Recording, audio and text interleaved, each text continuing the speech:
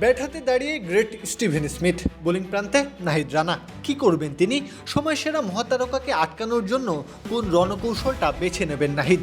এমন সব প্রশ্নের জবাবে নাহিদ যেটা করলেন সেটা দেখে অবাক তাকিয়ে থাকতেই হবে। অবাক হতে আপনি বাধ্য। নবম ওভার, বল হাতে অ্যাসিড টেস্ট দিতেই এসেছিলেন নাহিদ রানা, তবে পাশার দান নিজেই উল্টে দিলেন। মূলত পরীক্ষার্থী বানিয়ে ছাড়লেন স্মিথকে। টানা 4 বলের 4টাই ডট, কোনোটা ইয়র্কার তো কোনোটা বাউন্সার, সাথে গতির ভ্যারিয়েশন। শর্ট বল কিংবা গতির সাথে যাদের বেড়ে ওঠা সেই স্মিথকে পরাস্ত করলেন বুদ্ধি খাটিয়ে।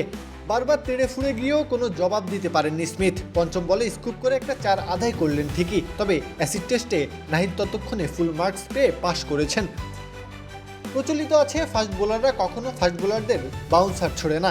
নাহিদ রানা সেটাকে ভেঙে ফেললেন মোহাম্মদ ওয়াসিমের বিপক্ষে।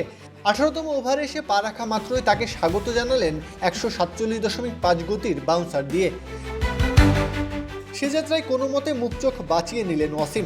এর আগে অবশ্য আরাফাত মিনহাজকে তুলে নিয়েছেন 148.8 গতির বাউন্সার ছুড়ে। এমন স্পিড গানের সামনে দাঁড়ানো মানেই যে নিজের বিপদ নিজে ডেকে আনা।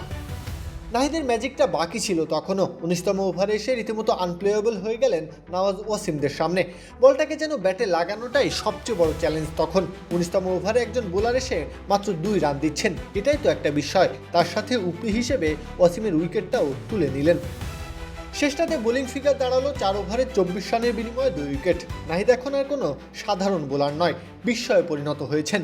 তাই তো ইংল্যান্ডের সাবেক পেসার ডমিনিক কর্ক বলেই ফেলেছেন, নাহিদ বিশ্ব ক্রিকেটেরই এক অমূল্য সম্পদ। তাকে খুব যত্নে সঠিকভাবে ম্যানেজ করতে হবে। দয়া করে তার খেয়াল রাখুন। প্রত্যহ কাব্য, খেলা 71।